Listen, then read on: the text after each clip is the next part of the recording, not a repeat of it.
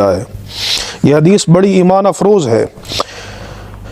حضرت ابو ہریرہ رضی اللہ تعالیٰ عنہ روایت کرتے ہیں، حدیث یہ ابو داؤد کی کتاب السنہ کے اندر ہے، کتاب السنہ، اور باب اس میں قائم کیا ہے امام ابو داؤد نے۔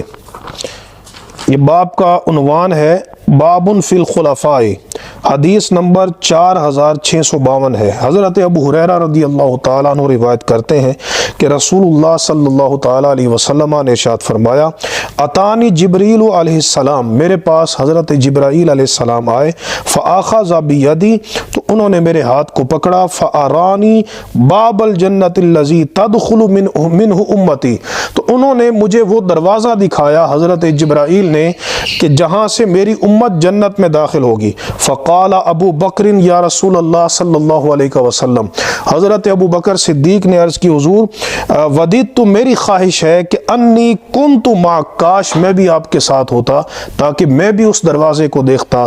تو رسول اللہ صلی اللہ تعالی علیہ وسلم نے ارشاد فرمایا، اما انک یا ابا بکر اول من يدخل الجنت من امتی، فرمایا کہ اے ابو بکر، تو میری ساری امت میں سب سے پہلا ہوگا جو جنت میں داخل ہوگا۔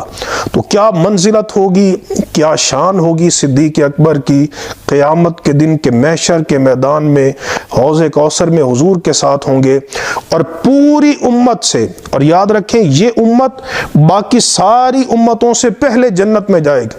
فرمایا نحن الاخرون السابقون، صحیح مسلم کی حدیث، ہم آخری امت ہیں اور سابق اور اول بھی ہیں، کہ یہ امت جنت میں سب سے پہلے داخل ہوگی، اور جنت میں اس امت میں جو ساری امتوں سے پہلے داخل ہوگی، اس امت میں سب سے پہلے داخل ہونے والے فرمایا کہ ابو بکر صدیق رضی اللہ تعالیٰ عنہ ہوں گے۔ اور کس شان کے ساتھ جائیں گے، یہ صحیح بخاری شریف میرے ہاتھ میں موجود ہے۔ اس